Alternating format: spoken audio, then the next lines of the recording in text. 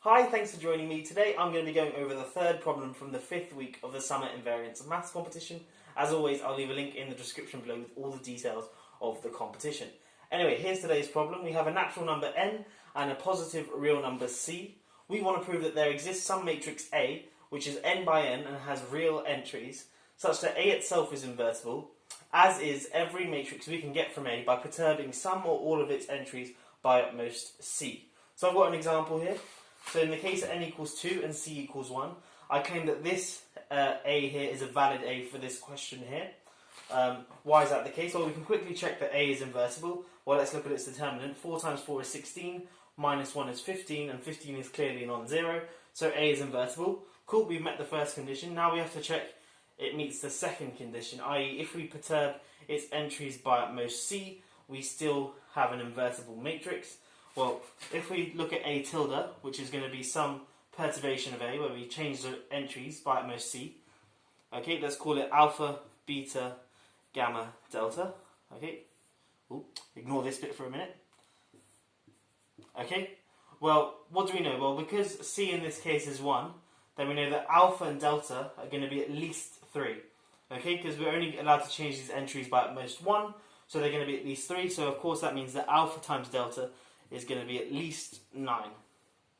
Okay, and similarly for these two entries here, beta and gamma, because we're only allowed to perturb these by at most 1, they're going to be both at most 2, and thus beta times gamma is going to be at most 4, and thus alpha times alpha delta minus beta gamma, i.e. the determinant of A tilde, is going to be at least 9 minus 4, which is 5, and clearly thus not 0.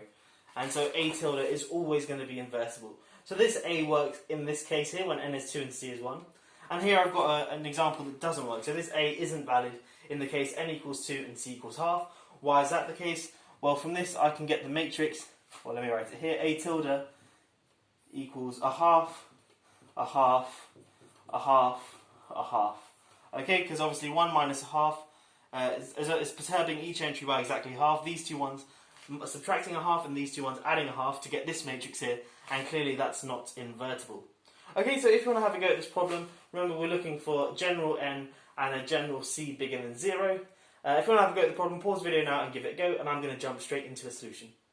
Okay, so to solve this problem, I'm firstly going to make a statement about n by n identity matrices, and then from that I can simply answer the problem with a simple argument.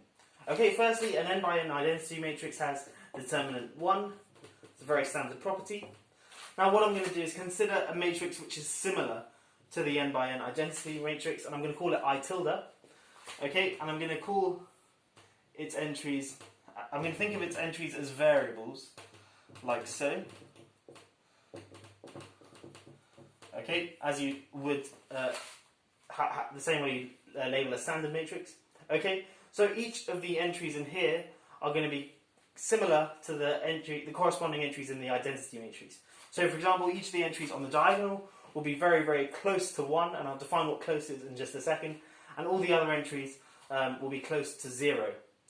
Now, when we think of the determinant of I tilde, it's going to be this thing here times the determinant of this thing here, minus this thing here times the determinant of this thing here without that column, and so on. The same way, you're probably taught how to work out the determinant of an n by n matrix. But what we result in, once we sort of write that all down, we're going to get a polynomial in terms of each of these variables here. But what the property I'm going to use of polynomials is that they are continuous. Okay, so that means that if I perturb these, if I perturb the elements in In by a small amount, so all of these are a very small amount away from the corresponding element in In, then the resulting determinant, because the determinant is a continuous function, is going to be similar to the determinant of In, so it's similar to 1. Okay, but let's not use similar and close, let's use mathematical terms. So for all epsilon greater than 0, no matter how small an epsilon you give me, I can find a corresponding delta such that if I perturb each of the elements in In by at most delta to give me a matrix I tilde, then the determinant of I tilde will be at most epsilon away from 1. Okay, and I'm going to use the case epsilon equals a half in this case. So set epsilon equal to a half.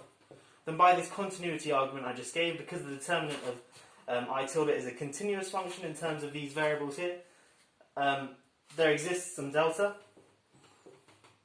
greater than 0, such that when each of these elements here are less than delta away from the elements here, so if I say xij minus delta ij is less than delta, where here this is Kroneker's delta, where this is 1 if I and j are equal, and 0 otherwise, and that's just to show that each element here is similar to each element here. So when each of these elements in I tilde are close to the corresponding element here, i.e. less than delta away from it, I get that the determinant of I tilde minus 1, because that's the determinant of in, is less than a half. Okay, but in particular that means that the determinant of I tilde is greater than a half, which is obviously greater than 0, so I tilde is invertible.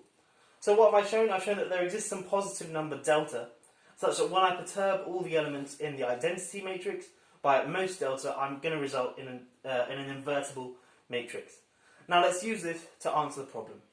Okay, so now remember that the initial problem gave us a c greater than 0, which is sort of like you're giving me a c greater than 0, and now I'm going to give you a matrix which has this cool property. Okay, now remember we have the delta from the argument I just used before, and I'm going to claim that this matrix here, A, which I'm going to define as follows, is going to be C over delta times I. This matrix works. So if I define A to be this matrix here, and you perturb any of its elements by at most C, any or all of its elements by at most C, then we're still going to get an invertible matrix. And here's the argument. Let B be a matrix which is similar to A, i.e. I've perturbed the elements in A by at most C to give me a matrix B. Okay? Now consider the following matrix, which I'm going to define to be B prime, and that's going to be delta over C times B. Now, I'm saying that the elements in B are at most C away from the elements in A, so that means that the elements in A over C, so if I sort of have this weird norm which I'm going to define here, so I took a B which has elements at most C away from A. Okay, so we can think of this norm here on the matrices, where the difference between two matrices is the supremum or the maximum of the distance between the corresponding elements. Okay, so I have some matrix B which satisfies this, then obviously that means that it satisfies this.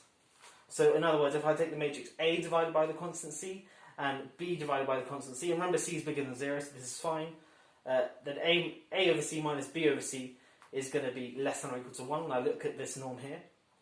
Okay, cool. Well, let's substitute some things in here. A over C is just I over delta. Okay, and B over C, with this notation here, is going to be B prime over delta. And that's less than or equal to 1. So of course, then multiplying through by delta, I get that I minus B prime is less than or equal to delta. Okay, and remember by the argument I had before that when the elements, by the sort of definition of delta, if I and B prime are within delta of one another with respect to this norm, then B prime is an invertible matrix. Okay, so remember the thing I did on the last sort of whiteboard, I said that delta is going to be some constant which I found, or I showed existence of, and that if I take any matrix which is within which is within delta of the identity matrix, then that matrix is invertible. So this B prime here is invertible, but so you know that 0 is not the determinant of B prime, but the determinant of B prime using this thing here is just delta over C to the n times the determinant of B. Now notice this thing here is non-zero, so I can divide through by it, so I get that the determinant of B is non-zero, and I'm done. I've shown that B is also an invertible matrix, so let me just go over what I did here. I stated that this was a sufficient matrix to solve my problem, so it's the constant C divided by the constant delta, and notice delta is also positive, so that's fine, times the identity matrix. And then I said let B be some matrix which is within C of A, i.e. the elements in B are at most C away from the corresponding elements in A. Then of course this implies this, just dividing through by the constant C. Okay, and then sort of using substitution, so dividing both sides here by C, I get that A over C is 1 over delta times I. And using this thing here, I define B prime to be this matrix here. So B over C is therefore B prime over delta. Then multiplying through by delta, I get that I minus B prime is less than or equal to delta. So that tells me that from the previous slide, how I define delta, B prime is invertible.